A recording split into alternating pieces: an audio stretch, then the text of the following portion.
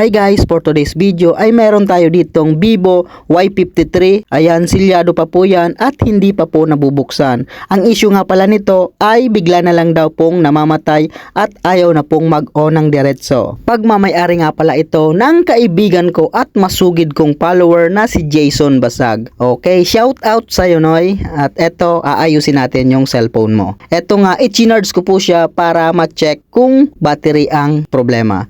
So, dito nga, hindi po siya namatay at nag-on po siya ng diretso nang i-charge po natin. So, kapag ganitong issue po, positive po yan na battery na po ang problema ng cellphone ninyo. So, ayan, tinanggal ko po siya sa pagkaka-charge at bigla nga po siyang namatay. Kaya't ang gagawin ko po rito ay aayusin ko po yung battery para makatipid po tayo at hindi na po tayo bumili ng bago. Gagawin ko po rito kagaya ng mga last upload ko kung paano nga ba ayusin at parang bago ulit ang ating sirang battery. Hindi nga nagkamali yung may-ari, si Jason, na baka kagaya nga rin ito ng problema ng mga naunang inayos ko.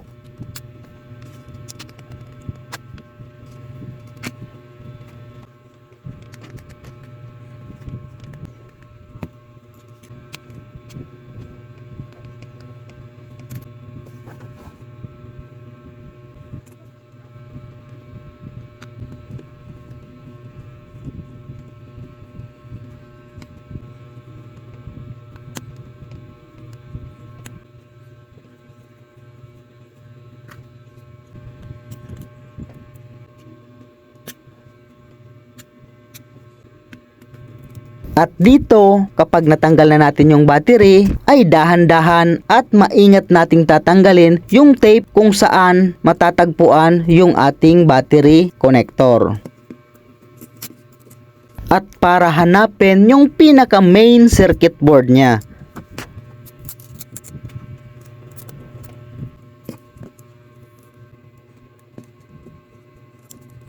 Dahan-dahan lang po tayo para hindi masira at nang mailabas po natin ng tuluyan. Ayan po yung itsura niya at eto po yung tatanggalin natin. Yung fusible resistor na may nakalagay na PLK. Wala pong pinakamalaking kulay itim na rectangle dyan at yan po ang ibabypass natin or ija-jumper para gumana ulit yung ating battery. Pag natanggal na natin ay linisan lang po natin ng mabuti para dikit na dikit yung ating soldering lead kapag binaypas na natin or sinort natin yung magkabilang terminal. Ayan, okay na po, na short na po natin at ibalik na po natin ng maayos yung ating battery.